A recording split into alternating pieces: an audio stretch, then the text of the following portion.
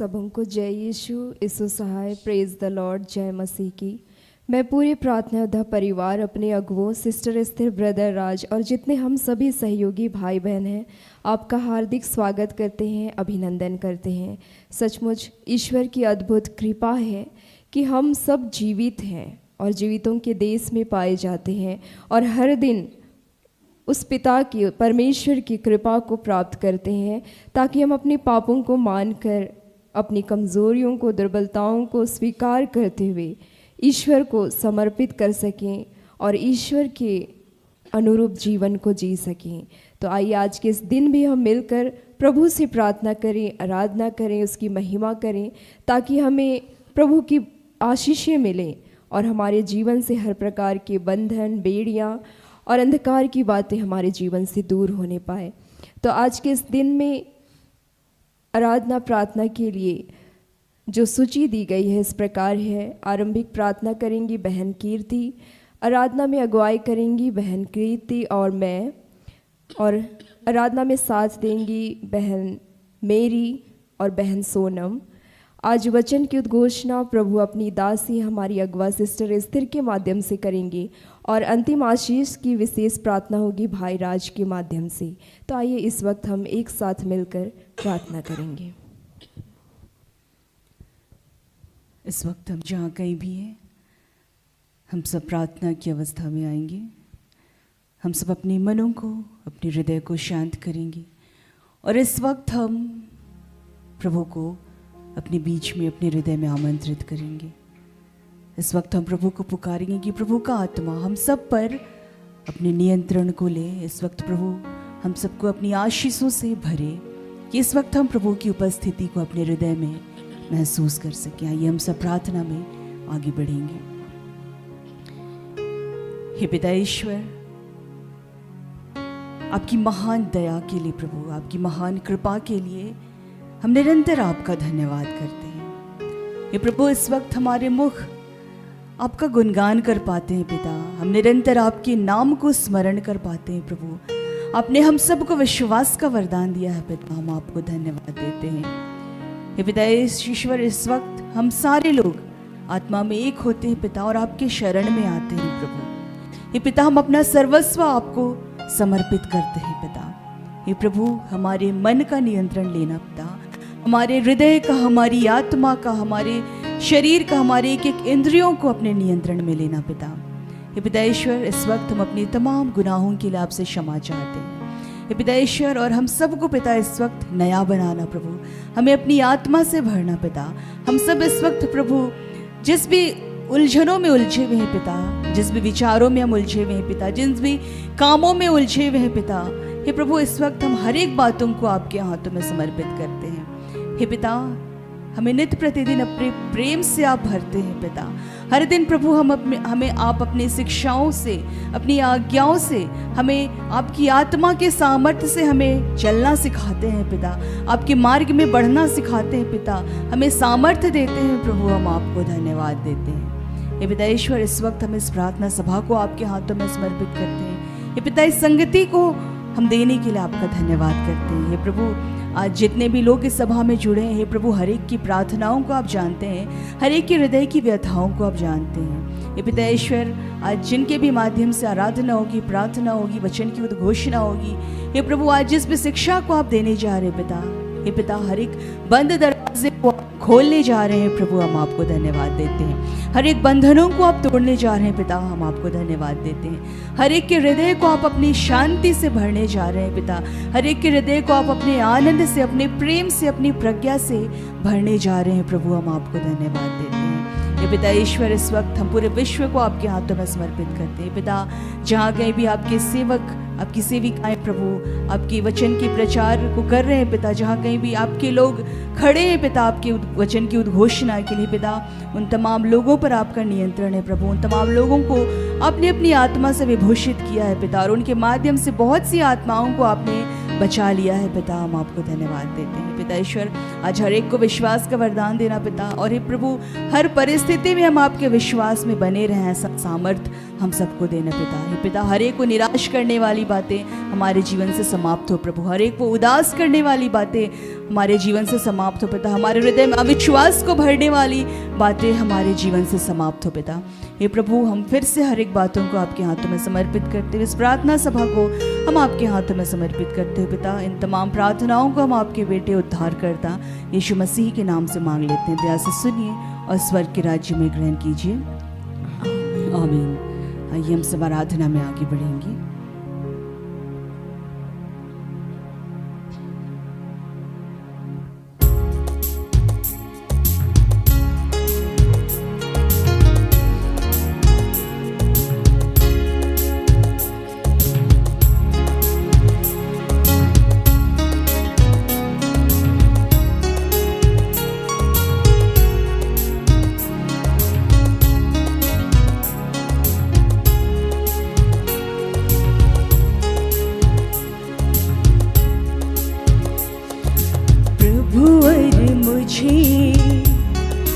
अपनी शांति का प्रचारक बना, प्रभुवर मुझे, प्रभुवर मुझे अपनी शांति का प्रचारक बना, प्रभुवर मुझे।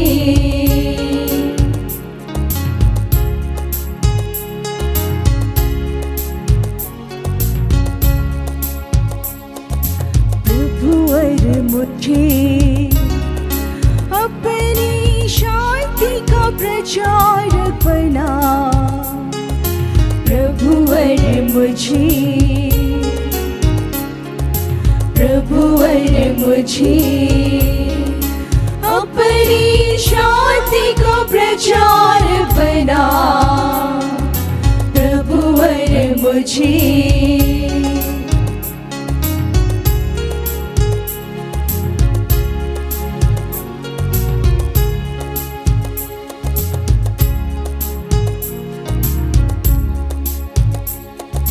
जहाँ घृणा है प्रेम वहाँ उपजाऊं, जहाँ घृणा है प्रेम वहाँ उपजाऊं, जहाँ घृणा है प्रेम वहाँ उपजाऊं, जहाँ घृणा है प्रेम वहाँ उपजाऊं, स्वार्थ जहाँ है वहाँ उपकार करूं, स्वार्थ जहाँ है वहाँ उपकार करूं, प्रभुवर मुझे अपनी शांति का प्रचारक बना, प्रभुवर मुझे।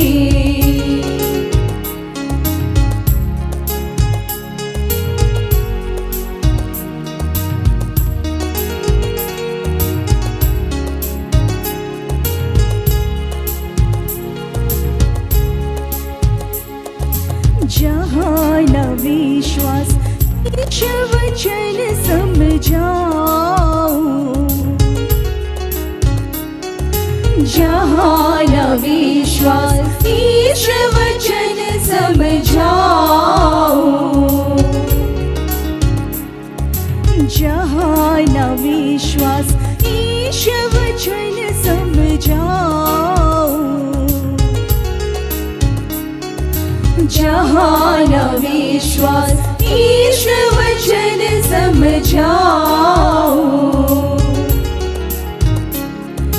जहाँ दासी वहाँ हरियाली भरूं,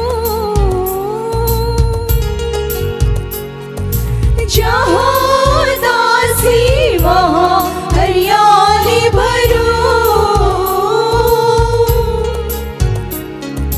प्रभुवर मुझे अपनी शांति का प्रचार बना प्रभुवर मुझे।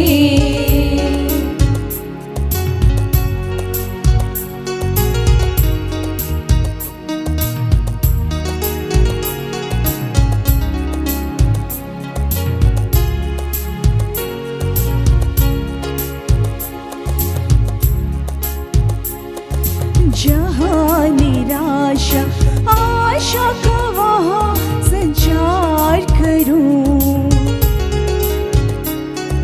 जहाँ निराशा आशा का वहाँ संचार करूं,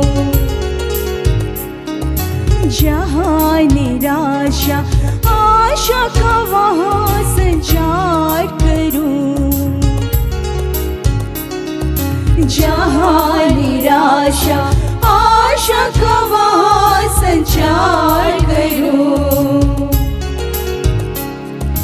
जहाँ अंधेरा वहाँ उजाला भरूं,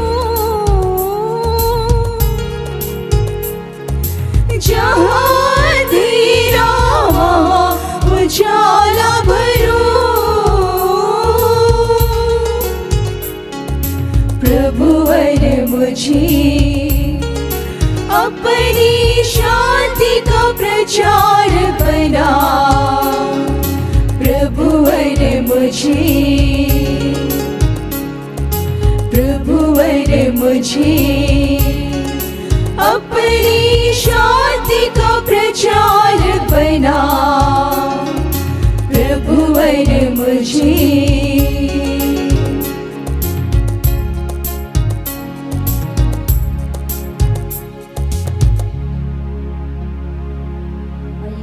के माध्यम से हम फिर से प्रभु से प्रार्थना करेंगे।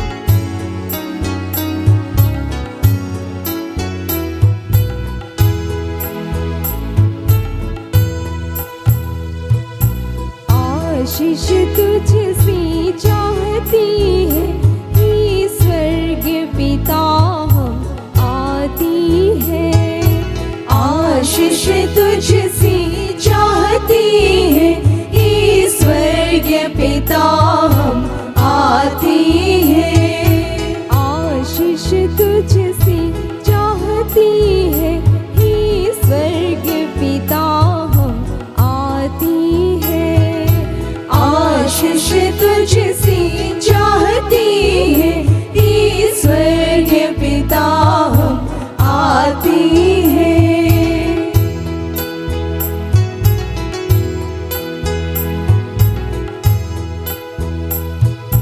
ना कोई खूबी है ना लियाकत, बख्शो हमको अपनी ताकत, ना कोई खूबी है ना लियाकत, बख्शो हमको अपनी ताकत, खाली दिलों को लाती है, खाली दिलों को लाती है ईश्वर के पिता हम आती है, आशीष तुझसे चाहती है ईश्वर के पिता हम आती है।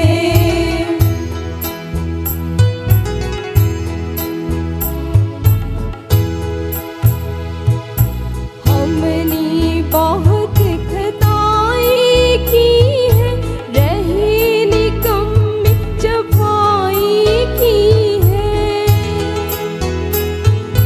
हमने बहुत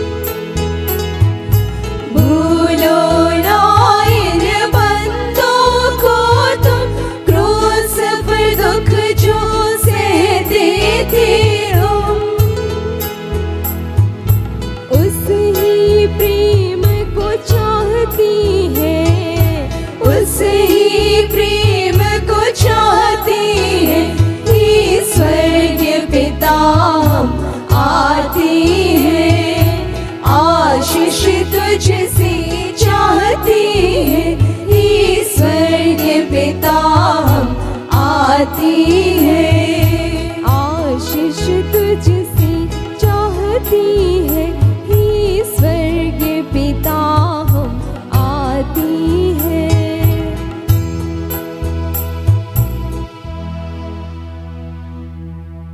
हाँ पिता, हम आपसे आशीष चाहते हैं और आपके पास आते हैं। हे प्रभु, आज के इस दिन में जब आपने हमारी अगुआ अपनी दासी सिस्टर एस्थर को चुना है प्रभु कि उनके मुख से आप हमसे बातें करेंगे, तो ये पिता जो बातें होंगी वो हमारे जीवन के लिए आशीष की होंगी प्रभु, हम उसे ग्रहण कर पाएँ।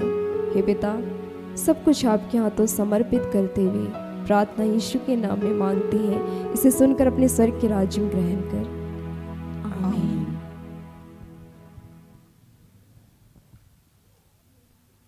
आज का जो ठहराया गया वचन है जो हमें सिस्टर एस्थर के माध्यम से मिला है, कुरिन्थियों के नाम पहला पत्र अध्याय 12 पद संख्या 27 और 28।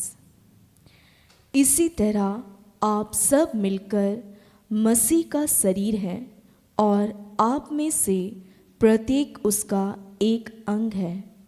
ईश्वर ने कलीसिया में भिन्न भिन्न लोगों को नियुक्त किया है, पहले प्रेरितों को, दूसरे भविष्यवक्ताओं को, तीसरे शिक्षकों को और तब चमत्कार दिखाने वालों को, इसके बाद स्वस्थ करने वालों, परोपकारों को, प्रशासकों, अनेक भाषाएं बोलने वालों को। यहाँ तक यह प्रभु की वाणी है। ईश्वर को धन्यवाद।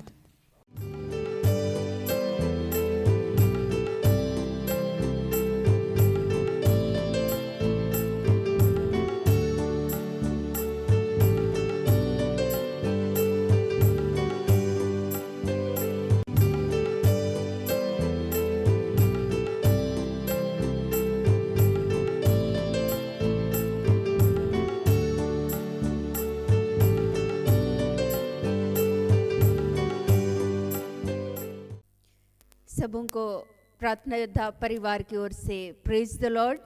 जय यीशु, यीशु सहाय। आइए इस घड़ी हम सभी वचन में आगे बढ़ने के पूर्व प्रभु से प्रार्थना करेंगे। हे अनुग्रहकारी जीवित महान परमेश्वर पिता, प्यारे प्रभु, इस घड़ी पिता पुत्र पवित्र आत्मा के नाम पर हम सभी आपके बच्चे पिता परमेश्वर आपके निकट आने पाते हैं। पिता, हम धन्यवाद करते हैं आपके इस अद्भुत अनुग्रह के लिए, आपके हम सबों के जीवन में प्यारे प्रभु इस चुनाव के लिए। पिता, हम धन्यवाद करते हैं इस घड़ी जितने भी हमारे भाई बहनें जो यहाँ उपस्थित हैं, जितने भी यूट्यूब के द्वारा संगति कर रहे हैं। हे पिता, जितने भी आने वाले दिनों में आपके जीवित वचन को सुनेंगे, उन हर एक के जीवन को तू आशीषित कर। प्यारे पिता परमेश्वर, इस घड़ी जहाँ भी आपके नाम से तेरे दास और दासियाँ जहाँ भी खड़े हैं होने दे। पिता, आपने प्रतिज्ञा कर रखा है बोलने वाले तुम नहीं बल्कि पिता का आत्मा होगा। हे पिता, इस घड़ी पवित्र आत्मा की सहायता के द्वारा हमारे मुख के द्वारा आप बातें कीजिए, वचन के एक एक भेद को, एक एक मर्म को प्रकट कीजिए पिता, कि हम सभी आपके वचन को अच्छी तरीके से सुन सके, सुना सके और उस वचन के अनुसार जीवन जीने में हम सबों की सहायता कीजिए। हे प्रेमी पिता परमेश्वर, आपका जीवित वचन एक एक के जीवन में 100 गुना फलवंत हो। हम सबों के पाप और गुनाहों के लिए पुनः इस घड़ी हम सभी आत्मा में एक होकर यीशु नाम में तुझसे क्षमा चाहते हैं। हे पिता परमेश्वर, आज का ये जीवित वचन हम सब के लिए प्यारे प्रभु आपके आत्मा के द्वारा एक आशीष का कारण बने। पिता, आज हम सारी बातों का नियंत्रण फिर से आपके हाथों देते हुए इस प्रार्थना को उद्धार करता प्रभु यीशु मसीह के नाम से मांगते हैं। दया से सुनिए और ग्रहण कीजिए। आमीन।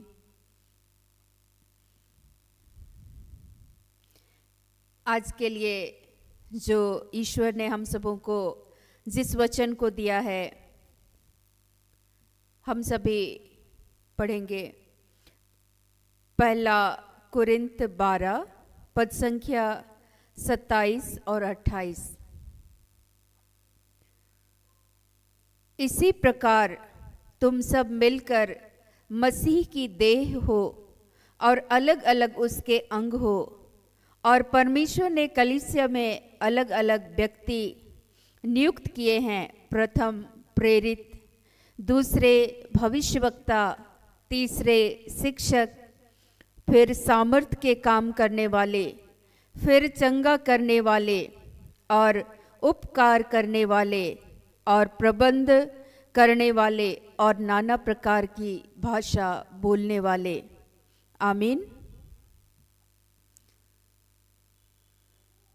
सर्वप्रथम आज के इस सुंदर दिन के लिए परमेश्वर पिता का धन्यवाद करेंगे कि ईश्वर हर दिन अपने जीवित वचन के द्वारा हमेशा हर एक जन से बातें करते हैं। ईश्वर आज ये बातों को समझाना चाहते हैं।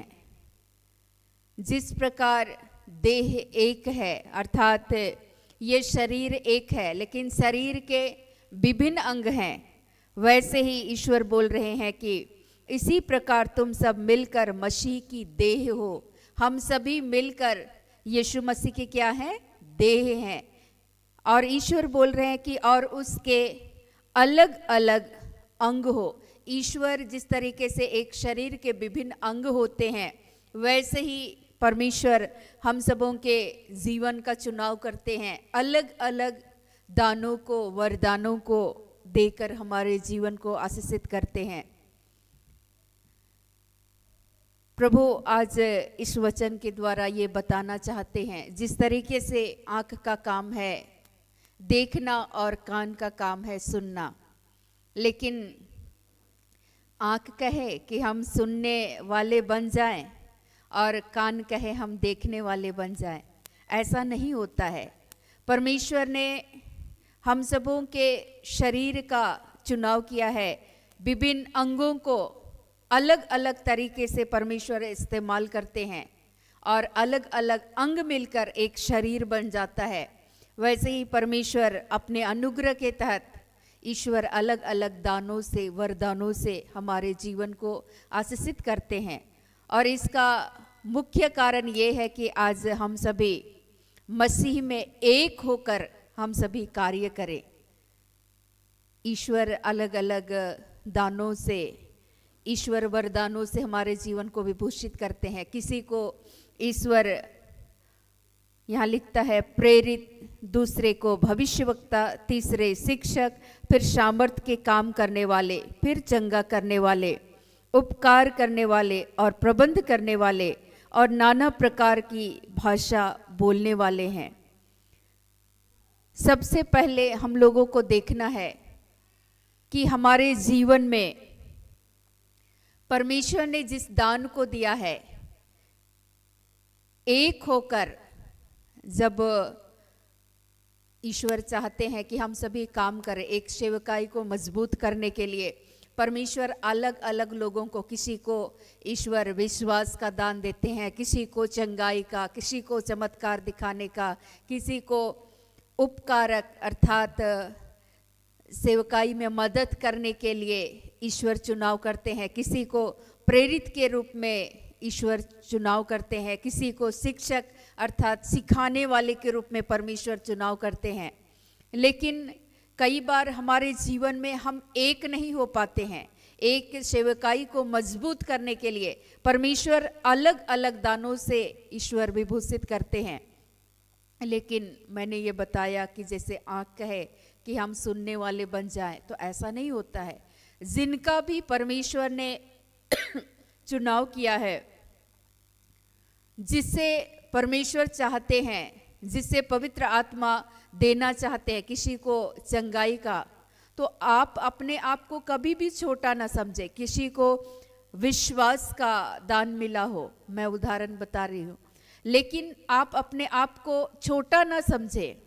किसी को परमेश्वर ने सिखाने वाला बना दिया है, तो आप अपने आप को छोटा ना बनाएं कि मैं आराधना नहीं करती हूँ या मैं पुलपेट पे नहीं आती हूँ। ऐसी बातें नहीं है, क्योंकि जब हमारे अंदर में हम लोगों को जो वरदान मिला है, अगर हम अपने आप को ऐसा सोच रहे हैं कि मेरे पास जो वरदान है ये छोटा है, ऐसा नहीं है। क्योंकि परमेश्वर जिसे चाहते हैं उसे उस वरदानों को क्या कर देते हैं, बांट देते हैं, ताकि हम सब मिलकर कार्य करें।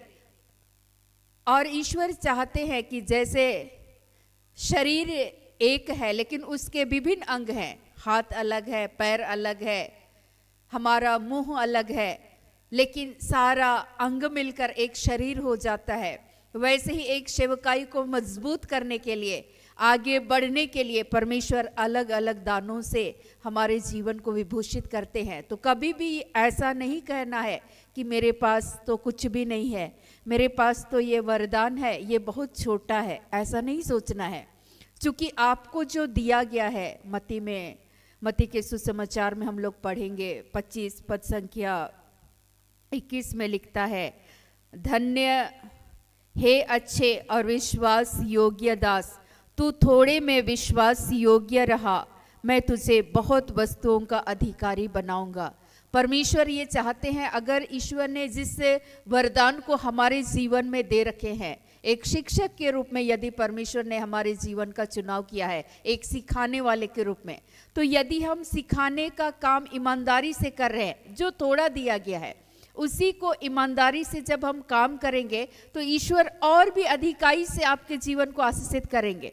लेकिन हमारे जीवन में आत्मिक रूप से आज हम उन्नत नहीं हो रहे हैं या जीवन में असफल हो रहे हैं, इसका मुख्य कारण ये है कि हमारे अंदर में एकता नहीं है, फूट है, जलन है।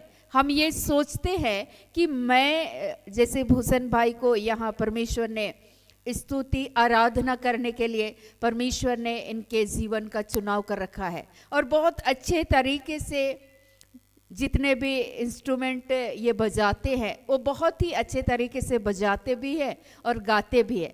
अब मैं सोचूं कि मैं भूषण भाई की तरह क्यों नहीं बजा रही हूँ, क्यों मैं उसकी तरह आराधना नहीं कर पाती हूँ, और मैं भूषण भाई से ईर्ष्या जलन रखूं, तो क्या मेरे अभिषेक बढ़ेगा? नहीं, क्योंकि परमेश्वर ने उनके जीवन का चुनाव अलग ढंग से किया है। वो भी सेवकाई का एक मुख्य हिस्सा है और एक वरदान के स्वरूप में परमेश्वर ने उनके जीवन का चुनाव किया है। तो जिनको जो मिला है, हम सब एक होकर के यदि हम कोई भी कार्य करते हैं तो उससे सेवकाई में मजबूती आती है। और परमेश्वर ने जिस जिस दानों को, वरदानों को दे रखा है, उसका जब भी हमें अवसर मिलता है उसको पूर्ण ईमानदारी के साथ हमें क्या करना है? इस्तेमाल करना है। प्रभु जब भी हमारे जीवन का परमेश्वर ने चुनाव कर रखा है, जब भी हमें कार्य करने का अवसर मिलता है, सेवा करने का, तो उसको पूरी ईमानदारी के साथ जब हम निभाते हैं तो परमेश्वर क्या बोलते हैं?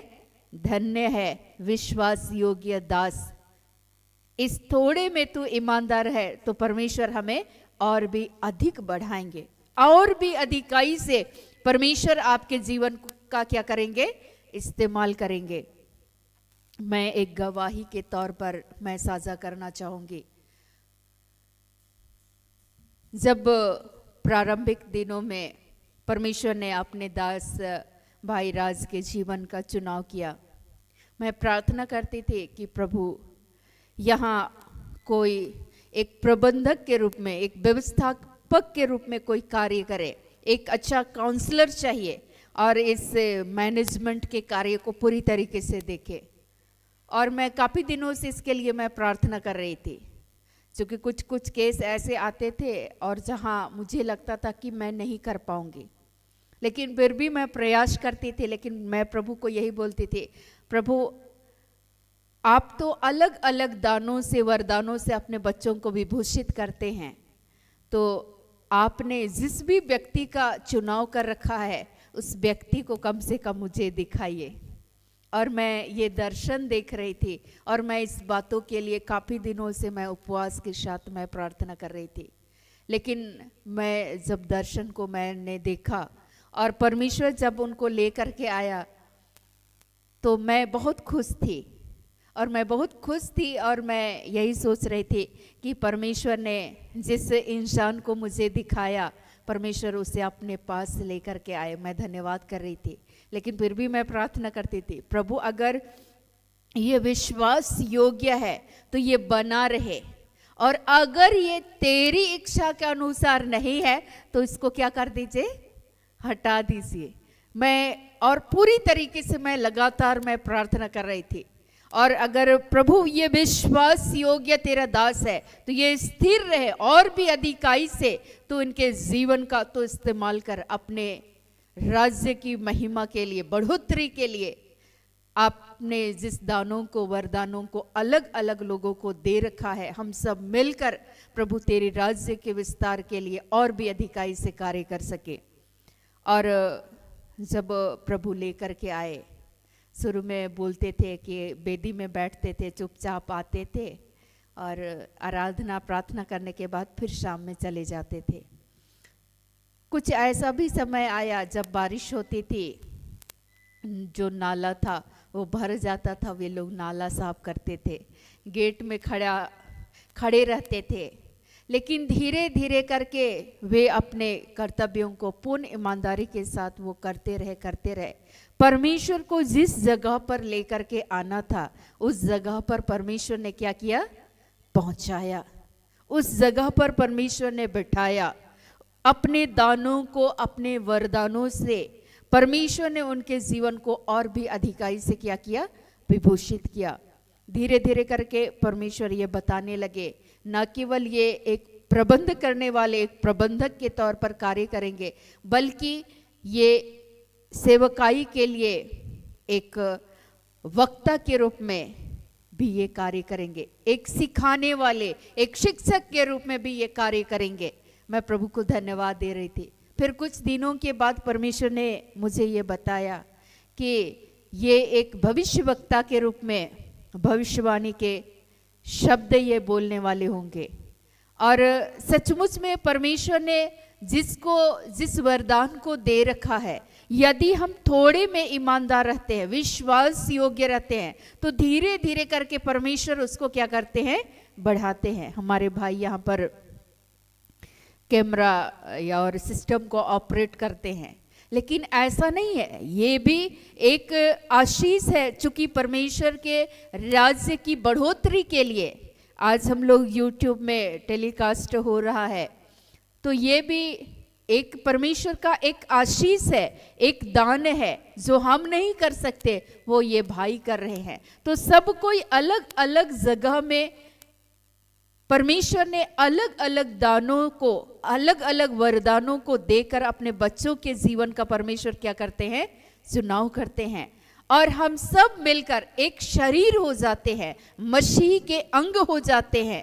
और जब एक अंग हो जाते हैं, एक शरीर, अलग अलग अंग मिलकर के एक देह बन जाता है, एक शरीर बन जाता है, तो सेवकाई में और भी मजबूती मिलती है। और इससे परमेश्वर के राज्य की क्या होती है, बढ़ोतरी होती है। तो जब भी हमें काम करने का ये अवसर मिलता है, परमेश्वर ने जिस वरदान को, जिस दान को दे रखा है, कभी भी अपने आप को छोटा नहीं समझना है। अगर परमेश्वर ने यहाँ लिखता है कि प्रथम प्रेरित, जैसे प्रेरिताई का कार्य कौन कर रहे थे, पौलुस भी कार्य कर रहे थे। और जो आज ये कुरिन्थियों का जो ये पत्र पढ़ रहे हैं, ये किसके द्वारा लिखा गया, पौलुस प्रेरित के द्वारा। कैसे वो ईश्वर के राज्य के विस्तार के लिए वो कैसे कार्य कर रहे थे। लोग उन पर विद्रोह कर रहे थे, पथराव कर रहे थे, उनकी आलोचना कर रहे थे, उनको बंदीगृह में डाल रहे थे। फिर भी से वो खत के माध्यम से, चिट्ठी लिख लिख करके लोगों को ये मैसेज देते थे कि आप सदा आनंदित रहें, आप हर बात के लिए धन्यवाद करते रहें। वो अपने जिस दान को परमेश्वर ने उन्हें दे रखा था, एक प्रेरिताई के एक कार्य को करने के लिए, उसका उन्होंने बखूबी ईमानदारी के साथ उस कार्य को उन्होंने निभाया। और ठीक उसी तरीके से ईश्वर बोलते हैं कि दूसरे भविष्यवक्ता, अर्थात जो भविष्यवाणी करने वाले, ये पवित्र आत्मा के द्वारा उभारे जाकर जो शब्द निकलते हैं, ये भविष्यवाणी की जो ये बातें होती है, जिसको आपको नहीं पता है। जैसे कई बार बहुत सारे नाम जो परमेश्वर देते हैं, हमें पता नहीं है कि वो व्यक्ति कहाँ का है या क्या करता है, उनके जीवन की क्या समस्याएं हैं, लेकिन इस बातों को कौन जानते हैं? ईश्वर और पवित्र आत्मा के द्वारा परमेश्वर ये बताते हैं। जैसे मैं आपको बताऊं कि प्रारंभिक दिनों में जब परमेश्वर ने हमारे जीवन का चुनाव किया और पहला जब प्रार्थना सभा हो रही थी और उस सभा में एक छोटे झुंड के रूप में हम लोग एक कमरे में सारे जितने लोगों को परमेश्वर ने उस दरमियान में प्रेरित किया वे सारे लोग इकट्ठे होकर हम सभी मिलकर प्रार्थना कर रहे थे। उस सभा में एक भाई भी आए हुए थे जो हमारी एक सहयोगी बहन थी, उनके कोई दोस्त थे, क्लासमेट थे। तो उन्होंने ये सूचित किया कि हमारे यहाँ एक छोटी सभा होने वाली है, प्रार्थना सभा, तो क्या आप आना चाहेंगे? उन्होंने निमंत्रण स्वीकार किया और उसने कहा कि हाँ मैं ज़रूर जाऊंगा, और वो आए। उस सभा में काफ़ी लोग थे और जब प्रार्थनाएं हो रही थी तो ठीक उसी समय में पवित्र आत्मा ये बताने लगे कि यहाँ एक भाई है जो माइग्रेन से पीड़ित है, काफ़ी लंबे समय से ये जूझ रहे हैं इस बीमारी से और पूरे दवाइयों की पोटली लेकर के इस स्थान पे आए हैं और वे इसी समय यीशु के नाम से वे चंगे हो रहे हैं। और मैंने पुकार कर उस समय में ये बातें कहा कि यीशु मसीह ने आपको इस माइग्रेन की समस्या से, भाई आप अपने साथ दवाइयों की पोटली भी साथ लेकर आए हैं, इसी समय परमेश्वर ने आपके जीवन में माइग्रेन से परमेश्वर ने छुटकारा दिया। ये जो शब्द थे मुझे तो नहीं मालूम, लेकिन ये बातें जो ईश्वर दे रहे थे पवित्र आत्मा के द्वारा, और जब मैं बोलने लगी बाद में वो रोते रोते वो आए और उसने कहा कि दीदी मैं ही हूँ वो व्यक्ति और मैं दवाइयों की ये पोटली लेकर के मैं ही आया हूँ। मैंने कहा कि इसको निकाल कर फेंक दीजिए, परमेश्वर ने आपको चंगाई दिया। तो जो भी हमें जो दान दिए जाते हैं, वरदान दिए जाते हैं, परमेश्वर क्या चाहते हैं कि हम उसको पूर्ण ईमानदारी के साथ क्या करें? इस्तेमाल करें, ना कि उसको छुपाएं। क्योंकि आप छुपाएंगे, ये जो वरदान हमें दिए जाते हैं ये एक आध्यात्मिक निर्माण के लिए, उत्थान के लिए, कल्याण के लिए, लोगों की भलाई के लिए परमेश्वर देते हैं। लेकिन इस दानों को यदि हम छुपाए रखेंगे, इसका इस्तेमाल नहीं करेंगे, तो क्या इसमें निखार आएगा? नहीं। शिक्षक अगर वो पढ़ाने वाले हैं और उनके अंदर में परमेश्वर ने जिस ज्ञान को दे रखा है वो अपना काम करे ही नहीं, तो उसका ज्ञान बढ़ेगा? नहीं बढ़ेगा, लेकिन वो धीरे धीरे करके क्या होगा? घट जाएगा। लेकिन अगर हम उसका इस्तेमाल करेंगे तो धीरे धीरे करके और भी अधिकाई से परमेश्वर आपको इस्तेमाल करते हुए चले जाएंगे। तो ऐसे ही परमेश्वर ने अलग अलग दानों से, वरदानों से आपके जीवन को सजाया है। जब हम लोग रोमियो 12 पद संख्या 8 को पढ़ेंगे, यहाँ ऐसा लिखता है परमेश्वर का वचन, क्योंकि एक को आत्मा के द्वारा बुद्धि की बातें दी जाती है और दूसरे को उसी आत्मा के अनुसार ज्ञान की बातें। 9 किसी को उसी आत्मा से विश्वास और किसी को उसी एक आत्मा से चंगा करने का वरदान दिया जाता है। 10 फिर किसी को सामर्थ के काम करने की शक्ति और किसी को भविष्यवाणी की और किसी को आत्माओं की परख और किसी को अनेक प्रकार की भाषा और किसी को भाषाओं का अर्थ बताना।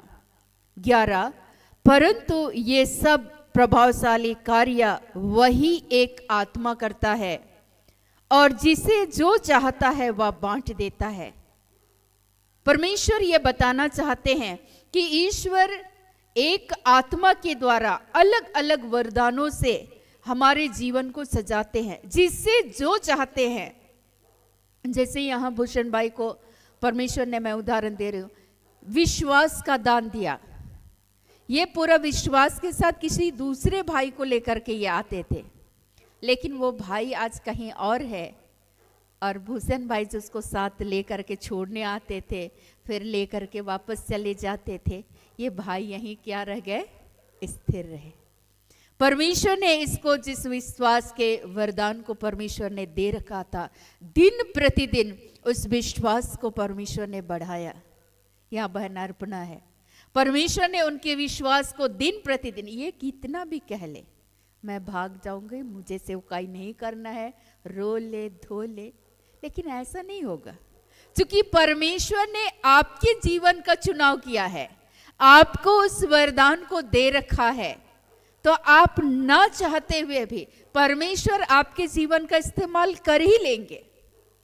जैसे प्रभु के दास भाई राज, ना चाहते हुए उनको बोलिए कि आप चुप रहें, हो ही नहीं सकता है, क्योंकि परमेश्वर ने बोलने के लिए वो ज्ञान की वो बातें, वो वरदान दे रखे हैं, बुद्धि की वो बातें दे रखे हैं, उनको बोलना ही पड़ेगा।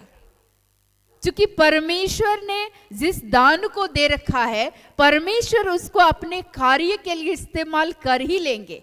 आपके नहीं चाहने से भी परमेश्वर आपके जीवन का इस्तेमाल करेंगे, इसीलिए आप सभी भागे नहीं। लेकिन जो आपके जीवन का चुनाव कर रखा है परमेश्वर ने, और जिस दान को, वरदान को दे रखा है, यहाँ लिखता है कि परंतु ये सब प्रभावशाली कार्य वही एक आत्मा कराता है, पवित्र आत्मा, ईश्वर का आत्मा कराता है, जिससे जो चाहता है वो बांट देता है, जिसको जो चाहते हैं उसको वो दे देते हैं।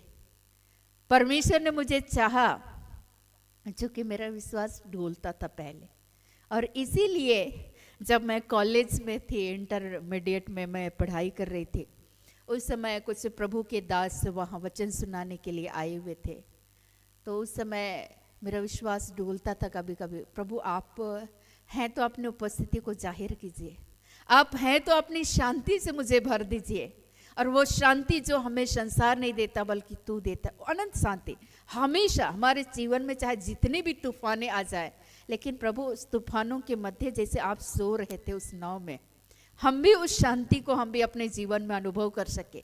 लेकिन ठीक उसी समय, मैंने तो किसी को इस बातों को मैंने साझा नहीं किया था, लेकिन उस दरमियान में जब वहाँ मेरे लिए प्रार्थना हो रही थी विशेष तौर पर, और मेरे लिए जो आया था उस समय कोटेशन, वो एक साइड में लिखा हुआ था विश्वास और शांति।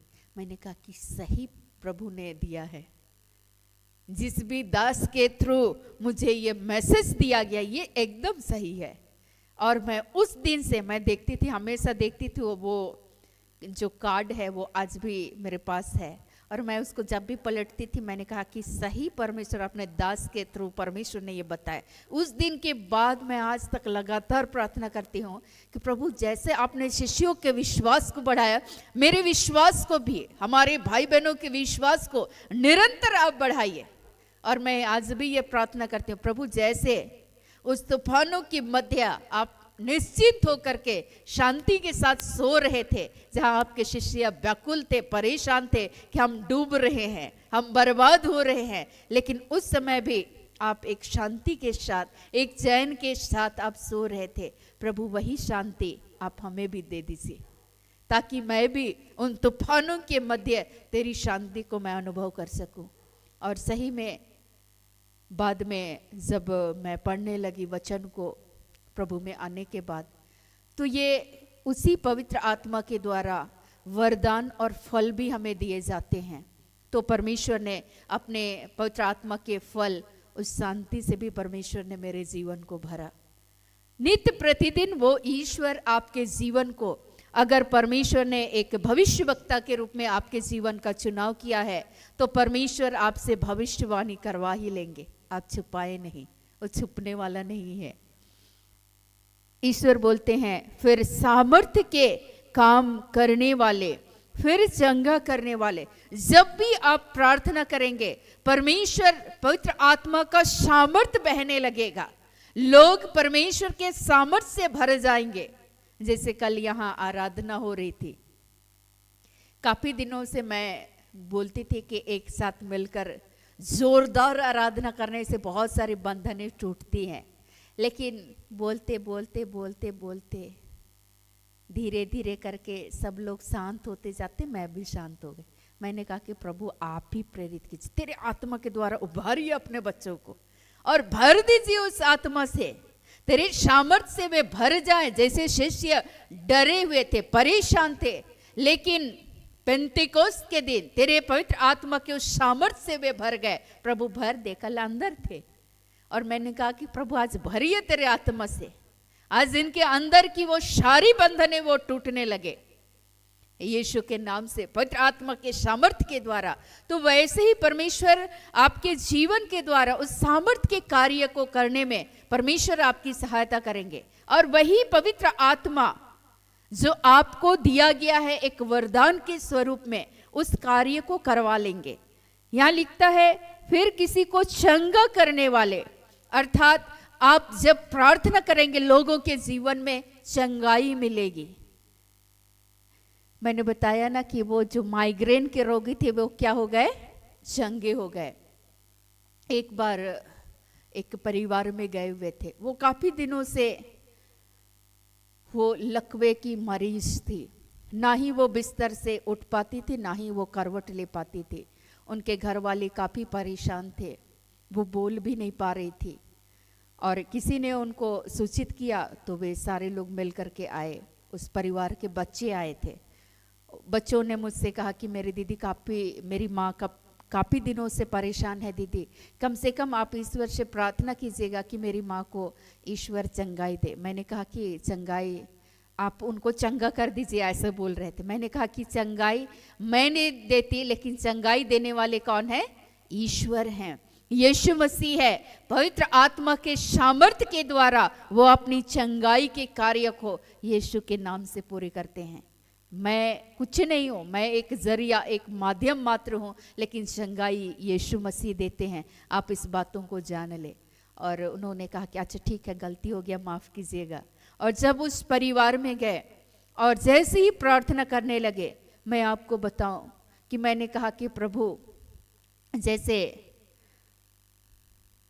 जो सड़क के किनारे जो अंधे पड़े हुए थे, वे इस उम्मीद के साथ पुकार रहे थे कि हे दाऊद के पुत्र यीशु नासरी, हम पर क्या कर, दया कर। वे दया की याचना कर रहे थे और परमेश्वर ने उसकी पुकार को सुना, यीशु मसीह ने उनकी पुकार को सुना और वे अंधे चंगे हो गए। तो मैं इसी विश्वास के साथ मैं भी ये घोषित कर रही थी, प्रभु आज ये खाट में पड़े हुए हैं, आज यीशु नाम में तूने इनकी पुकार को आपने सुना है और आपने भेजा है, आज तेरी चंगाई यीशु के नाम से बहने दे। और थोड़ी देर के बाद इनके कंठ को खोल दे, इनके शरीर में फिर से नई स्फूर्ति को तू डाल दे। यीशु के पवित्र लहू में, लहू के द्वारा इनके शरीर के अंग फिर से नए हो जाए। ये शरीर के अंग जो मृत समान पड़े हुए हैं, यीशु मसीह के नाम से नई स्फूर्ति, नए सामर्थ्य के साथ ये भर जाए। थोड़ी देर के बाद उससे वो हाथ उठाने लगी।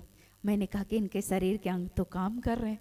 मैंने जोर से कहा कि परमेश्वर का धन्यवाद हो, प्रभु की स्तुति हो, और वो भी स्तुति करने लगी और उठ बैठी। सचमुच में ये चंगाई, ये चंगा करने का ये दान कौन देते हैं, ईश्वर, पवित्र आत्मा के द्वारा।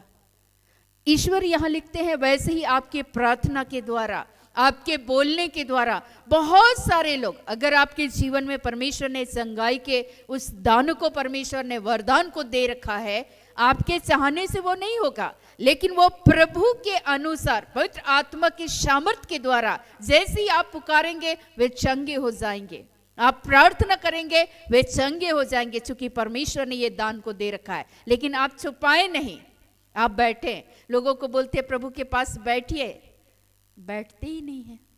प्रभु को पुकारिए, लोगों की समस्याओं को लेकर, अपने व्यक्तिगत समस्याओं को, परिवार की समस्याओं को लेकर आप दुआ करें। परमेश्वर का सामर्थ्य आपके द्वारा, पवित्र आत्मा के द्वारा वो कार्य करेगा, वो चंगाई बहने लगेगी यीशु के नाम से और वे चंगे हो जाएंगे। यहाँ लिखता है, और उपकार करने वाले अर्थात सेवकाई के लिए परमेश्वर विभिन्न तरीके से लोगों को एक सहयोग करने के लिए परमेश्वर चुनाव करते हैं। अब हमारे जीवन में परमेश्वर ने चुनाव तो किया। मैं क्या बोल रही थी, प्रभु ठीक है, तेरी दाखबारी में तूने मजदूर की नाई हमारे जीवन का चुनाव किया है, लेकिन ये जीवन यापन कैसे चलेगा। और इसीलिए मैं बोलती थी कि प्रभु मुझे बिजनेस करने दीजिए, आपके बच्चे आएंगे तो फिर मैं शटर गिरा के उनके लिए मैं प्रार्थना करूंगी, लेकिन मुझको ये काम करने दीजिए। प्रभु ने मुझे पवित्र आत्मा के द्वारा ये बताया, लोगों को मैं प्रेरित करता हूं, उनको लाना मेरा काम है। अगर वे आएंगे ही नहीं तो ये जो तुम्हारा बिजनेस है ये ठप हो जाएगा। मैंने कहा कि मैं बहुत बेवकूफ हूं, प्रभु मुझे क्षमा कर। लेकिन आपने, फिर मैंने माफी मांगा और मैंने फिर से कहा, प्रभु आपने जो दान को दे रखा है इसको और भी अधिकाई से इस्तेमाल कीजिए अपने राज्य की बढ़ोतरी के लिए। मैं आपकी इच्छा को मैं कैसे पूरी करूं, प्रभु इसमें मेरी सहायता कीजिए, मैं तेरी राह पर चलूं। और मैंने तब पूरी तरीके से मैंने प्रभु को समर्पित कर दिया। लेकिन तब से लेकर आज के इस दिन तक परमेश्वर ने यदि हमारे जीवन का चुनाव कर रखा है, तो परमेश्वर इस सेवकाई को आगे बढ़ाने के लिए बहुत सारे उपकारक को परमेश्वर ने चुनकर रखा है। बहुत सारे लोग सेवकाई के लिए जब हम आगे बढ़ते हैं तो जगह जगह कई बार पैसों की, अगर गाड़ी चलती है तो पेट्रोल की निश्चय ही आवश्यकता पड़ती होगी। लेकिन ऐसे क्षणों में परमेश्वर किसी को नौकरी की आशीष को दे रखे हैं, वे एक उपकारक के तौर पर, वे सुसमाचार की घोषणा तो नहीं कर पाते, लेकिन वे जो मेहनत करते हैं उस पैसे के द्वारा सुसमाचार की घोषणा करने के लिए परमेश्वर ने उनके जीवन का चुनाव एक उपकारक के रूप में किया है, एक परोपकारक के रूप में किया है। तो वे अपने धन से, वे परमेश्वर की राज्य की बढ़ोतरी के लिए, विस्तार के लिए वे पैसों के द्वारा मदद करते हैं सेवकाई में। ये एक उपकारक है, परोपकारक है, जिसके द्वारा जैसे ही परमेश्वर आपके जीवन का चुनाव किए हैं, आप तो वो काम नहीं कर पा रहे हैं, लेकिन जो काम कर रहे हैं उसकी आप मदद कर रहे हैं, तो आप उपकारक हैं। और परमेश्वर जब आप छुपाएंगे नहीं इस दान को, इस वरदान को, तो परमेश्वर और भी अधिकाई से, हे विश्वास योग्य धन्य दास, तू थोड़े में विश्वास योग्य रहा, तो परमेश्वर तुझे और क्या करेगा, बढ़ाएगा। परमेश्वर आपको ऊंचे उठाएंगे अगर आप छोटे से उस कार्य में विश्वास योग्य और ईमानदार बने रहे। परमेश्वर इसका 100 गुना प्रतिदान आपके जीवन को देगा। लेकिन लोग नहीं जानते हैं कि हमारे जीवन का परमेश्वर ने चुनाव किया है, तो हमारे जीवन में जिस दान को, वरदान को परमेश्वर ने दे रखा है, उसका कई बार हम इस्तेमाल नहीं करते हैं। हम एक बाधा उत्पन्न करने वाले हो जाते हैं। लेकिन आप बाधा उत्पन्न करने वाले ना बने, लेकिन आपके जीवन में जिस वरदान को परमेश्वर ने दे रखा है उसका आप इस्तेमाल करेंगे, तो परमेश्वर आपके जीवन को बहुगुणित करेंगे, आशीषित करेंगे। और परमेश्वर ने जब चुनाव किया तो परमेश्वर ने ये कहा, इस बात की तू परवाह ना कर, तू अपना काम ईमानदारी से कर, मैं तेरी सहायता करूंगा। और मैंने ये अनुभव किया, और आज मैं एक प्रभु के नाम से एक साक्षी के तौर पर मैं इन बातों को आप सबों के सामने में एक साझा कर रही हूँ कि निश्चय ही जब हम पूर्ण समर्पण के साथ हम कार्य करते हैं, तो प्रभु अपनी प्रतिज्ञाओं के तहत हमारे जीवन को जिस दानों से, वरदानों से परमेश्वर ने आशीषित किया है, उसका यदि हम पूर्ण ईमानदारी के साथ इस्तेमाल करते हैं, प्रभु हमारे जीवन को आशीषित करते हैं। परमेश्वर ने जिसको उपकारक के रूप में चुनाव किया, वे निरंतर सहयोग करते रहे सेवकाई के लिए। और ये सेवा का कार्य 2012 से लेकर आज 2025 में पहुंच गए हैं। परमेश्वर नित्य प्रतिदिन परमेश्वर ने बढ़ाया, और इसका प्रतिफल जिन्होंने भी जिस भी तौर पर एक उपकारक के रूप में या जिस भी तरीके से परमेश्वर ने चुनाव किया, वरदान दे रखा, उन्होंने अपने वरदानों का इस्तेमाल किया और परमेश्वर के राज्य की बढ़ोतरी नित्य प्रतिदिन होती चली गई और आज तक प्रभु ने पहुंचाया।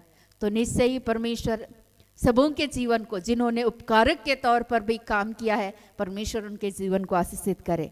यहाँ लिखता है फिर, और प्रबंध करने वाले और नाना प्रकार की भाषा बोलने वाले, अर्थात परमेश्वर ये बता रहे हैं कि बहुत सारे लोगों को एक प्रबंधक के तौर पर और भिन्न भिन्न भाषा, नाना प्रकार की भाषा बोलने वाले, जैसे कल आराधना हो रही थी तो मैं सुन रही थी, ऐसा नहीं है कि वहाँ शामिल नहीं थे, तो ऐसी बात नहीं है कि वहाँ आत्मा नहीं गया है, मेरा ध्यान वहाँ था और मैं प्रार्थना कर रही थी कि प्रभु इस समय में अपने बच्चों को तेरे आत्मा के उस वरदानों से भर दीजिए, वे नाना प्रकार की वे भाषाएं बोले, भिन्न भिन्न भाषाएं बोले। आज के दिन में उनके मुख को तू खोल दे, जैसे पवित्र आत्मा जब उतरा यीशु के उन शिष्यों पर, जहां पेंतिकोस्त के दिन में उनकी जीभ पलटने लगी और वे भिन्न भिन्न भाषाएं बोलने लगे। तो ठीक उसी तरीके से पवित्र आत्मा एक अन्य भाषा के रूप में हमारे जीवन में उस वरदान से हमारे जीवन को आशीषित करते हैं और हम क्या बोल रहे हैं हमें पता नहीं होता है। मुझे भी ये जो नाना प्रकार की भाषा बोलने वाले, अन्य भाषा बोलने वाले, ये वरदान परमेश्वर ने सबसे पहले मुझे दिया। जब मैं पहली बार आई मैं काफी परेशान थी, एक सभा में मैं शामिल हुई थी और मैं कह रही थी कि प्रभु मैं आज पूर्ण रूप से संपूर्ण जीवन को मैं तुझे समर्पित करती हूँ। आज के बाद यह जीवन मेरा नहीं लेकिन यह जीवन आपका हो जाए। और जैसे मैं समर्पित की और उसी दिन जब प्रार्थनाएं हो रही थी तो परमेश्वर ने अन्य भाषा के तौर पर परमेश्वर मेरी जीभ पलटने लगी और मैं क्या बोल रही हूँ मुझे पता नहीं चल रहा था और मैं कितनी बार अपना मुंह बंद करना चाह रही थी अपने बाएं हाथ से, लेकिन ये कंट्रोल नहीं हो रहा था और मेरी जीभें पलटती जा रही थी। वैसे ही परमेश्वर नाना प्रकार की भाषा बोलने के लिए आपको वरदान देते हैं। आपको नहीं पता कि आप क्या बोल रहे हैं, लेकिन ये एक वरदान है। अपने आप को बिल्कुल भी छोटा नहीं समझना है। ये दिन प्रतिदिन ये क्या होगा, घटेगा नहीं लेकिन क्या होगा, बढ़ेगा। लेकिन इसका इस्तेमाल करना है। जब भी मौका मिले, जब भी मैं एकांत में जाती हूँ, आज भी घंटों इस तरीके से जब प्रार्थनाएं होती है पता ही नहीं चलता है क्या बोल रहे नहीं पता है, लेकिन काफी लंबा 2 घंटा 3 घंटा 4 घंटे बीत जाते हैं और बहुत अच्छा लगता है। आप भी उस आनंद को अनुभव करेंगे। इस नाना प्रकार के भाषा बोलने वाले इस वरदान से परमेश्वर आपके जीवन को विभूषित करेंगे। यहाँ लिखता है किसी को उसी पवित्र आत्मा के द्वारा, मैंने 8वां 9वां 10वां पद को मैंने पढ़कर सुनाया, वही पवित्र आत्मा किसी को आत्माओं की परख, किसी को भाषाओं का अर्थ बताना, मतलब जो आप अन्य भाषा जो बोल रहे हैं उसका व्याख्या करने के लिए परमेश्वर आपको क्या देंगे, वरदान देंगे। आपको ऊपर की चीजों की खोज करना चाहिए। हम लोग दुनिया के फेरे में हम लोग पड़े रहते हैं, बाकी चीजें तो सब हमें ऐसे ही दिए जाएंगे। लेकिन आज ईश्वर बोल रहे हैं सर्वप्रथम आज ईर्ष्या द्वेष और जलन नहीं रखना है। आपके पास जो है एकदम छोटा नहीं समझना है। परमेश्वर का काम है इसको क्या करना, बढ़ाना और आपके जीवन का उपयोग करना। परमेश्वर ने मेरे जीवन का चुनाव किया, अपने दानों से सुसज्जित किया और परमेश्वर उपयोग करते हैं। परमेश्वर आप सबों को एक उपयोग का पात्र बना दे, आज एक आशीष का पात्र बनाए। परमेश्वर ने जिस दानों को दे रखा है वो और ही प्रज्वलित हो और भी ज्वलंत हो और दूसरों के लिए आप सभी मिलकर, हम सब मिलकर एक आशीष का कारण बने। परमेश्वर आज यही कह रहे हैं कि जैसे मसीह एक है और उसकी देह में उसके शरीर के विभिन्न अंग होते हैं, वैसे ही परमेश्वर अलग अलग हमारे जीवन में दानों को, वरदानों को जो दे रखे, हम सब मिलकर जब काम करेंगे तो कार्य और भी अधिकाई से प्रबलता के साथ वो बढ़ेगा। परमेश्वर अलग अलग दानों से परमेश्वर ने यहाँ एक एक भाई बहनों के जीवन को परमेश्वर ने सजाया है। उनको नहीं मालूम, कई बार कितनी बार मैं बताई कि परमेश्वर ये बातें आपके लिए बता रहे कि परमेश्वर ने आपको विश्वास का दान को दे रखा है, परमेश्वर ने आपको एक आराधक के रूप में चुना है, लेकिन वे अपना काम बंद कर देते हैं और वे चाहते हैं कि नहीं, हम पुलपिट पे जाकर वचनों की घोषणा करें। ऐसा ही केवल जरूरी नहीं है कि आप यहाँ पुलपिट पे आए, लेकिन आप पुलपिट के पीछे भी हैं, लेकिन आपको परमेश्वर ने जो दान को दे रखा है, वरदान को दे रखा है, उसका आप पूरी ईमानदारी के साथ जब आप काम करते हैं, इस्तेमाल करते हैं, तो परमेश्वर और भी आपको अधिकाई से, अलग अलग दानों से, अलग अलग वरदानों से क्या करेंगे, सजाएंगे। पहले थोड़ा देते हैं, फिर थोड़ा, फिर थोड़ा, देखते हैं अच्छा आप ईमानदार हैं, फिर ईमानदार हैं, फिर परमेश्वर आपको बढ़ाते हुए चले जाएंगे। लेकिन हम लोग क्या करते हैं, अच्छा मेरे पास ये नहीं है, उसके पास वो है। हमारे अंदर जलन की भावना होती है। जब जलन की भावना होती है तो वहाँ दरार होता है, तो फिर वो शरीर सही से काम नहीं करते, क्योंकि उसके अंग डैमेज हो रहे हैं, जलन भर रहा है, तो वो बढ़ने के बजाय क्या हो रहा है, घट रहा है। तो ऐसा नहीं सोचना है। आज के बाद जो है धन्यवाद कीजिए और प्रभु से कहें कि प्रभु आपने जिस वरदानों को हमारे जीवन में दे रखा है वो नित्य प्रतिदिन और भी अधिकाई से बढ़े, ताकि हमारे जीवन का आपने जिस उद्देश्य के तहत चुनाव किया है, जिस वरदान को दे रखा है, वो वरदान और भी अधिकाई से बढ़े। वो सेवकाई के लिए, आध्यात्मिक निर्माण के लिए, लोगों के कल्याण के लिए परमेश्वर अपने दानों को, वरदानों को देते हैं। जैसे पौलुस के जीवन में दिए, तो पौलुस प्रेरित ने अपने तक सीमित नहीं रखा, लेकिन जगह जगह परमेश्वर के बारे में, परमेश्वर के सामर्थ्य के कार्य उनके जीवन के द्वारा, उन शिष्यों के द्वारा, उन प्रेरितों के द्वारा वो कार्य होते रहे, चिन्ह और चमत्कार प्रकट होते रहे। वे भिन्न भिन्न नई नई नवीन भाषाएं वे बोलने वाले हो गए। वे जहां जाते थे लोग आत्मा से, जब आप प्रेरित को पढ़ेंगे, वे जहां जाते थे लोग उस आत्मा से भर जाते थे, और वे भी भिन्न भिन्न भाषाएं वे भी बोलते थे, नाना प्रकार की भाषाएं लोग बोलते थे, क्योंकि वो ऑलरेडी आत्मा से भरे हुए रहते थे। तो जब आपके जीवन में परमेश्वर ने जो दान को दे रखा है, जब आप उसका इस्तेमाल करेंगे, अलग अलग अंग हैं लेकिन एक शरीर के रूप में जब हम जुड़कर, मिलकर जब हम कार्य करते हैं तो प्रभावशाली कार्य होते हैं। तो आज ईश्वर हम सबों को प्रभावशाली कार्य को करने में, ईश्वर ने जिस दानों को, वरदानों को दे रखा है, वो और भी ईश्वर उसको प्रज्वलित करे, ईश्वर और भी जलाए, ताकि हम सभी परमेश्वर के कार्य को अधिकाई से पूर्ण ईमानदारी के साथ कर सके। तो आइए आज के हर एक वचनों से प्रभु यीशु मसीह हम सबों को बहुतायत का आशीष, अनुग्रह और कृपा प्रदान करे। आमीन।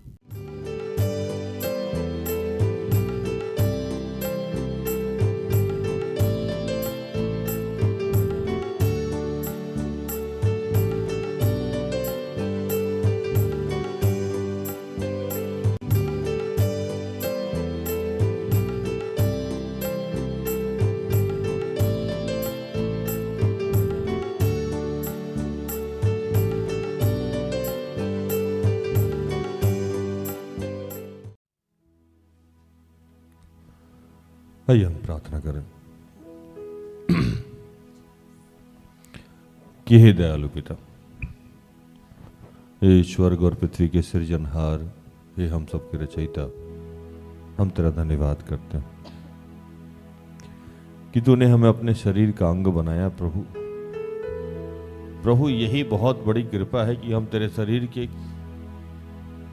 अंग तो हैं, चाहे हम हाथ हों, चाहे हम मुंह हों, चाहे हम पैर हों, चाहे हम आँख हों, चाहे हम नाखून क्यों ना हो प्रभु, लेकिन तूने हमें इस योग्य तो समझा कि अपने शरीर का हिस्सा बनाया। इस प्रेम के लिए, इस अनुग्रह के लिए हम तेरा धन्यवाद करते हैं प्रभु। और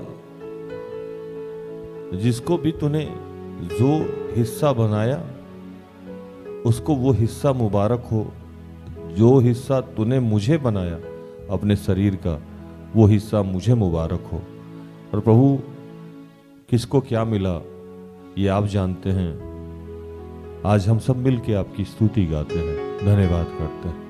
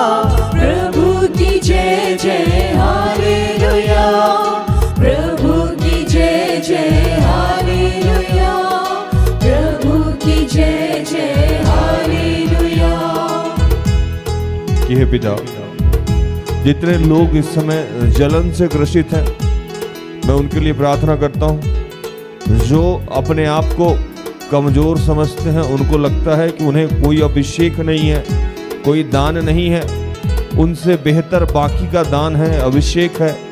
उनके लिए मैं प्रार्थना करता हूँ प्रभु, उनकी हीन भावना से आज उन्हें वापस कर प्रभु, उन्हें मुक्त कर प्रभु।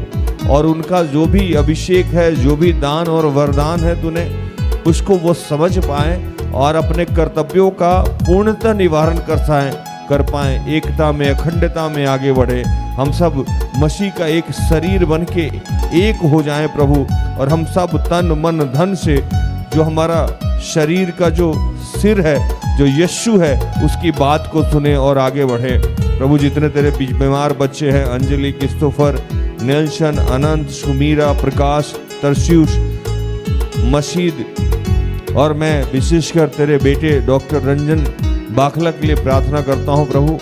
और ऐसे जितने बीमार लोग हैं, मैं उनके लिए प्रार्थना करता हूं कि प्रभु उनके सारे गुनाह पाप से उन्हें मुक्त कर, शुद्ध कर, पवित्र कर। और उस वचन का आशीष जिसमें तूने कहा था कि किसी जड़ी बूटी और लेप के द्वारा नहीं प्रभु, तेरे वचनों ने चंगा किया है। तूने कहा था कि तेरे पुत्र यीशु के कोड़े खाने से हम चंगे हो जा रहे हैं। हे प्रभु, जिसके भी शरीर में कहीं दर्द है, विशेषकर पीठ में जो दर्द है, उनके लिए मैं प्रार्थना करता हूँ। जिनके भी किडनी में स्टोन है, गॉल ब्लैडर में स्टोन है, लीवर की कोई समस्या है, मैं उनके लिए प्रार्थना करता हूँ। शरीर की कोई भी इंद्रियां जो सही से काम नहीं कर रही है, घुटने में दर्द है, मैं उनके लिए प्रार्थना करता हूँ। जिनके भी यूरिन से इन्फेक्शन है या ब्लड आ रहा है, मैं उनके लिए प्रार्थना करता हूँ। जिनके मुंह में घाव है, छाला है, उनके लिए मैं प्रार्थना करता हूँ। शरीर के किसी भी इंद्री में एलर्जी है, मैं उनके लिए प्रार्थना करता हूँ। जितने गर्भ धारण की हुई बहनें हैं, उनके जच्चे और बच्चे की सुरक्षा के लिए प्रार्थना करता हूँ प्रभु। प्रार्थना करता हूँ सर्दी के मौसम में जो भी सर्दी, खांसी, बुखार है प्रभु, उनके लिए मैं प्रार्थना करता हूँ। जिनको भी प्रचंड लगने की वजह से शरीर में दर्द है प्रभु, उनके लिए मैं प्रार्थना करता हूँ। जिनके भी शरीर में दाना निकला हुआ है, मैं उनके लिए प्रार्थना करता हूँ प्रभु। विश्व में जिस भी प्रकार की जो भी बीमारी है प्रभु, वो अभी और इसी वक्त यीशु के नाम से समाप्त हो रहा है। तेरा धन्यवाद करते हैं।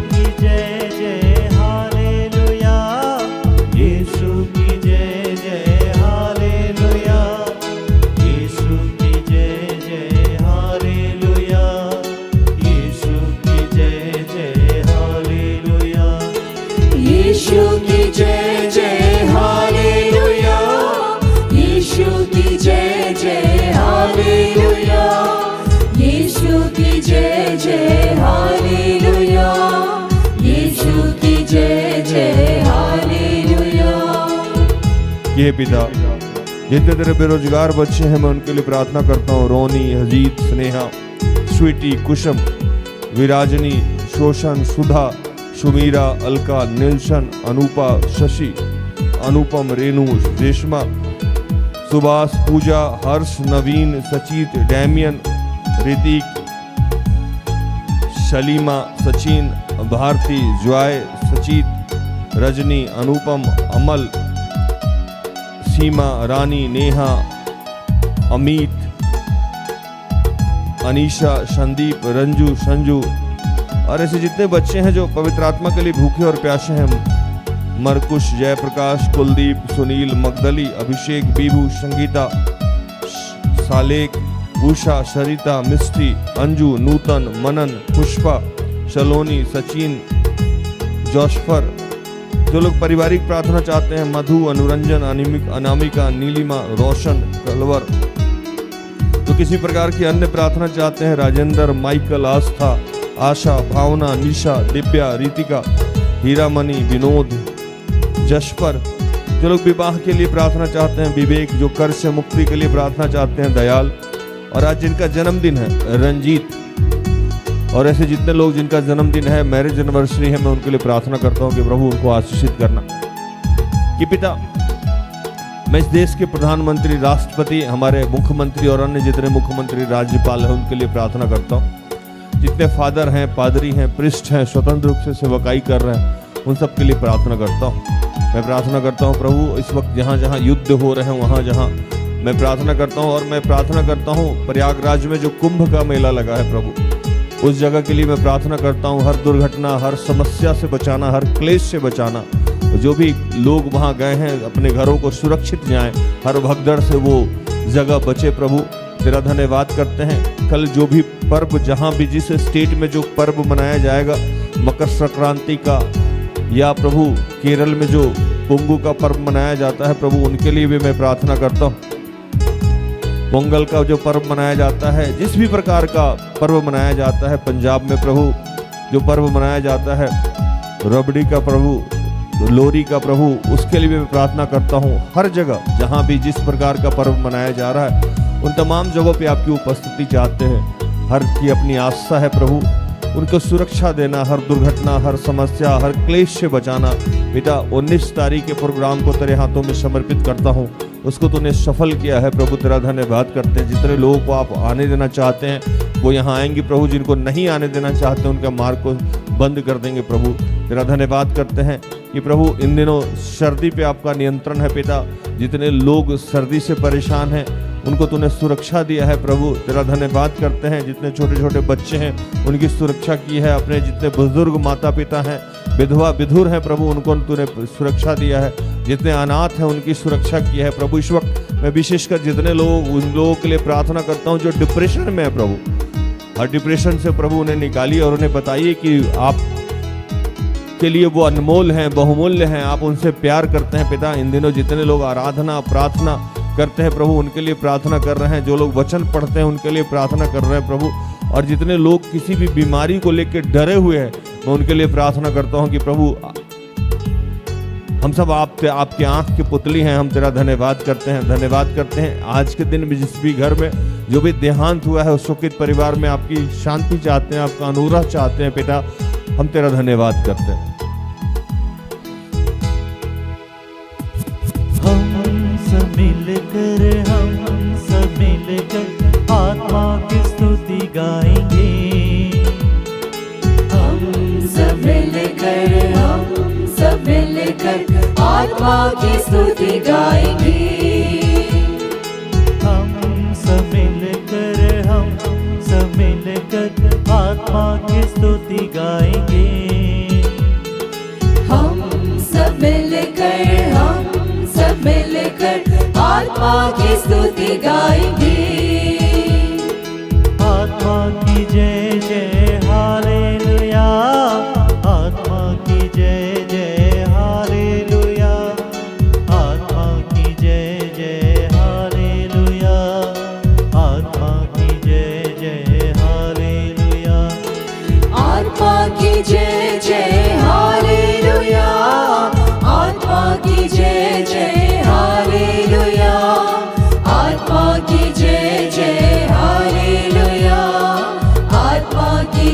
जय हालेलुया। कि पिता फिर से तेरे उन तमाम दास दासियों के लिए प्रार्थना करते हैं जो अपने दान पे, अपने वरदान पे कार्य नहीं कर रहे और दूसरे के दान और वरदान से क्लेश में है, संकट में है, ईर्ष्या में है और एकता को बर्बाद कर रहे हैं। प्रभु उन तमाम लोगों को एकता में सींच प्रभु। हम सब मसीह के शरीर में एक हो जाएं। हम जाति, धर्म, समुदाय, कलीसिया से ऊपर उठ के प्रभु एक मन होके हमारा जो शरीर का जो सिर है यीशु, उसकी बात को सुने और ईश्वर को महिमा दें, पवित्र आत्मा का साथ पाएं और हर समस्याओं का समाधान पाएं। सब कुछ आपके हाथों में समर्पित करते हैं और इन तमाम प्रार्थना को प्रभु यीशु के जीवित और पवित्र नाम से मांगते हैं। दया से सुन और स्वर्ग के राज में ग्रहण कर, आमीन। तो धन्यवाद, प्रभु आप सबको आशीष दे। आशा करते हैं कि आज की प्रार्थना से, आराधना से, वचन की उद्घोषणा और अंतिम प्रार्थना से प्रभु ने आप सबको स्पर्श किया। प्रार्थना का परिवार निरंतर आपका आभारी है कि आप हमारे साथ हैं, हमारा सहयोग करते हैं। आज के प्रचार का थीम था कि आप सभी प्रभु के अभिषिक्त लोग हैं। आपका काम चाहे जो भी है, लेकिन कोई भी काम छोटा नहीं होता है। आप अपने दान को पहचाने, आप अपने वरदान को पहचाने और आप शरीर में एक होके, मतलब एकता को बरकरार रखे प्रभु के राज्य का विस्तार करें। जो भी दान है, जो भी वरदान है, दान का, वरदान का सिस्टर एस्थर डिस्क्राइब कर रही थी। अगर आप शरीर में पैर के नाखून भी हैं तो उसकी अपनी औकात है, उसकी अपनी पहचान है, उसका अपना सामर्थ्य है। पैर काट दिया जाए तो शरीर का कोई हिस्सा बरकरार नहीं होगा। ऐसा नहीं है कि सिर का ही महत्व है, पैर का ही महत्व है। एक छोटी सी उंगली भी अगर काट दी जाए तो वो भी समस्या में आ जाए, एक नाखून भी काट दिया जाए तो भी समस्या में आ जाए। हम शरीर में जो भी चीज है वो बहुमूल्य है, वो चाहे पलक हो, हाथ हो, पैर हो, किडनी हो, जो जहाँ है वो उतना ही महत्व रखता है। तो आप अगर मसीह में हैं और प्रभु के राज्य के विस्तार में योगदान कर रहे हैं, अगर आप बर्तन भी धुल रहे हैं तो ये अभिषेक है, उस पर बड़े ईमानदारी से बिना कुड़कुड़ाए काम कीजिए। आप देखिए एक दिन प्रभु आपको कहाँ पहुँचाता है। अगर पानी पटाते हैं तो यही बात समझाया जा रहा था कि कोई काम छोटा या बड़ा नहीं है। जब तक प्रभु चाहेगा नहीं, आप उस कार्य में इस्तेमाल नहीं किया जाएगा। अगर आपको इस्तेमाल कर रहा है, यही बहुत बड़ा आशीष है आपके लिए। 19 तारीख को हमारे यहाँ रिट्रीट है। रजिस्ट्रेशन की प्रक्रिया बंद कर दी गई है, फिर भी आप चाहें तो फ़ोन करके बच्चों से संपर्क कर सकते हैं। अगल बगल में आप लोग दूसरे से साझा कर सकते हैं। आप हमसे मिलना चाहें तो बहुत आसान है, मिलने में कोई परेशानी नहीं है। आप फ़ोन करके कभी भी यहाँ आ सकते हैं। फ़ोन इसलिए करना होता है कि हमारी उपलब्धता और आपकी उपलब्धता दोनों मैच करें, अन्यथा फ़ोन करने का और कोई मतलब नहीं है। हमारे यहाँ 24/7 फ़ोन पे सेवकाई उपलब्ध है। आप कभी भी फ़ोन करेंगे तो यहाँ फ़ोन उठाया जाएगा और आपके सवालों का जवाब कुछ ही समय के बाद आपको दे दिया जाएगा। जवाब आपको चाहे देर से मिले, लेकिन प्रार्थना उसी समय शुरू कर दी जाती है। तो इसलिए निश्चिंत रहें। जवाब अगर देर से कई बार मिले तो परेशान ना हो, क्योंकि जवाब यहाँ के अगुआ के माध्यम से प्रभु बताता है, वो जवाब जाता है तो वो कोऑर्डिनेट होने में समय लगता है। लेकिन आप जैसे ही प्रेयर करते हैं, प्रेयर रिक्वेस्ट देते हैं, तो हमारे यहाँ 24/7 प्रार्थना चलती रहती है। उस प्रार्थना में, चेन प्रार्थना में आपका नाम डाल दिया जाता है। तो इसलिए कभी भी आप हमें संपर्क कर सकते हैं।